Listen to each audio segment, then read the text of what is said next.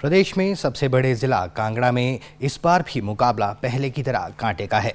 कांग्रेस और भाजपा दोनों ही इस जिले से अधिक सीटें जीतने के प्रयास में हैं, क्योंकि ऐसा माना जाता है कि प्रदेश की सत्ता का रास्ता कांगड़ा जिला से होकर ही निकलता है।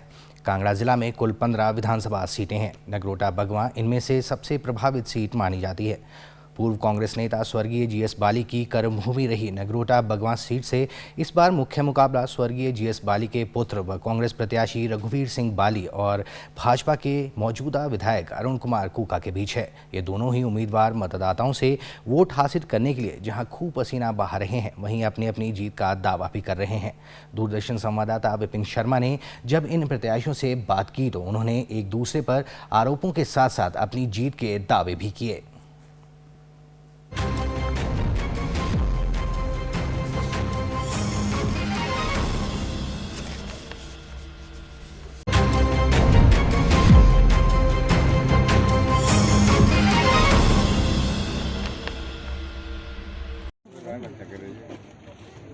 विधानसभा चुनावों के लिए प्रचार जो है अपने चरम पर चल रहा है और इस वक्त हम बात करें तो हम मौजूद हैं जिला कांगड़ा की नगरोटा बगवां विधानसभा सीट पर और ये सीट जो है इस वक्त जिला में एक हॉट सीट जो है बनी हुई है।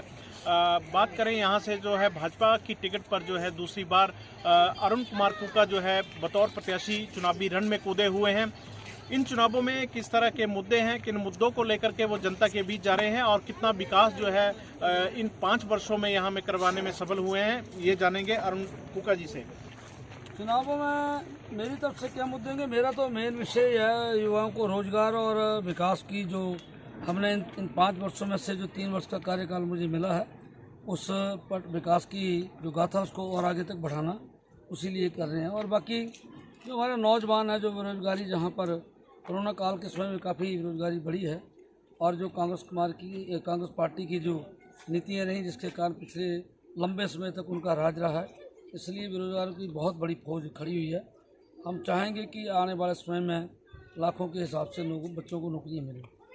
चुनाव प्रचार में आप उतरे हैं, महंगाई हो, ओपीएस हो, बेरोजगारी हो, इन तमाम मुद्दों से किस प्रकार आप निपट रहे हैं, कितना समय? ऐसा है कि कांग्रेस पार्टी के पास इसके अलावा कोई मुद्दा नहीं है। जहां तक ओपीएस की बात है, इसके लिए प्रदेश सरकार को केंद्र की तरफ से हरी झंडी मिल चुकी है और बहुत जल्द इसका खुलासा भी होने वाला है। उसके लिए एक कमेटी का गठन भी लगभग हो चुका है और बहुत सारे हमारे जो शीर्ष नेतृत्व है उन्होंने भी इस चीज़ का सिग्नल दिया है। ऐसा है कि कांग्रेस की गारंटी 2012 में बेरोजगारी यात्रा की थी उन्होंने और बहुत सारे बेरोजगारों को साथ में लिया भी था। बेरोजगारों के दिमाग में एक चीज़ आई थी कि शायद ये इनके नेतृत्व में हमें रोज़गार मिलेगा, रोज़गार नहीं मिलेगा तो भत्ता। इन्होंने कहा था कि या तो बेरोजगारों को रोज़गार देंगे, अगर बेरोजगार सभी को नहीं दे पाए तो 4000 रुपये महंगाई का भत्ता देंगे, बेरोजगारी भत्ता देंगे।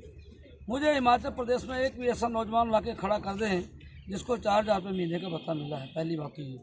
और दूसरा 1500 की जो ये गारंटी दे रहे हैं, आपको पता है कि ये सोशल वेलफेयर जो हमारा डिपार्टमेंट है, सोशल जस्टिस का सामाजिक न्याय जो विभाग हमारा, उस विभाग के तहत ये सारी प्रक्रिया लागू की जाती है। चाहे वो पेंशन है, वृद्धावस्था पेंशन है या अन्य जो समाज को लाभान्वित करती हैं, उसका जो बजट आना होगा 600-650 करोड़ रुपये है। जो पूर्व में मंत्री रहे हिमाचल प्रदेश के कदावर नेता श्री आनंद शर्मा जी ने सोलन में पत्रकारों के सवालों का जवाब देते हुए कहा कि हमें नहीं मालूम इन्होंने कैसे ये घोषणा कर दी है, इसके बारे में कोई ऐसी चर्चा नहीं हुई।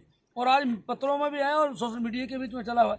इनके केंद्रीय नेतृत्व इस चीज़ का इसके लिए बोल रहा है कि ऐसा हमारी कोई भी प्रपोजल, ऐसी कोई डिस्कशन नहीं हुई है।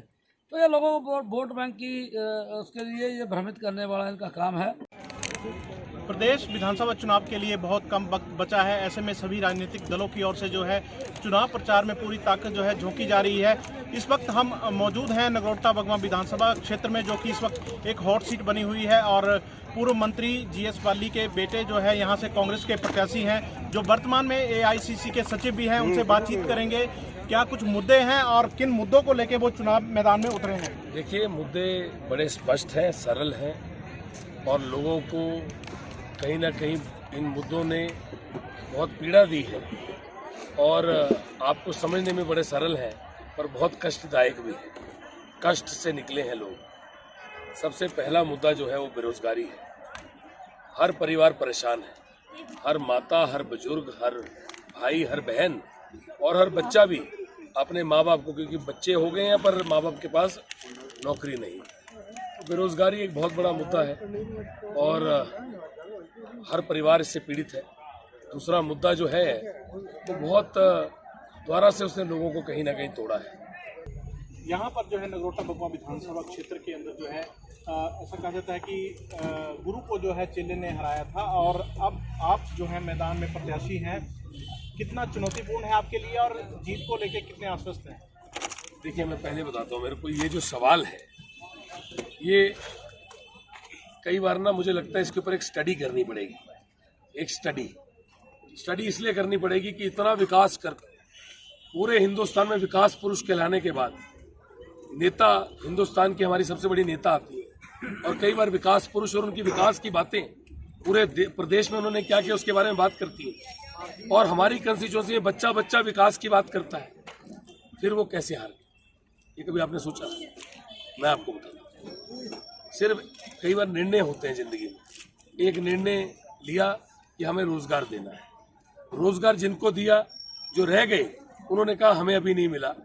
सोचा कि शायद भाजपा की सरकार बन रही है, पिछली बार इन्होंने जाके, जो हमारे विरोधी थे उन्होंने लोगों को जाके गुमराह किया, इस बार हमारी सरकार बन रही है, एक बार हमें मौका दो, हम आप सबका रोजगार लगा देंगे। तो पिताजी के खिलाफ जो लोग गुमराह हुए थे उन्होंने एक बार वोट डाल दिए सोच के कि शायद हमारे बच्चों का फ्यूचर बन जाएगा, पर जैसे ही इन्होंने देखा कि ऐसा नहीं हुआ, वो अब और ज्यादा पीड़ित है, आग बबूला है।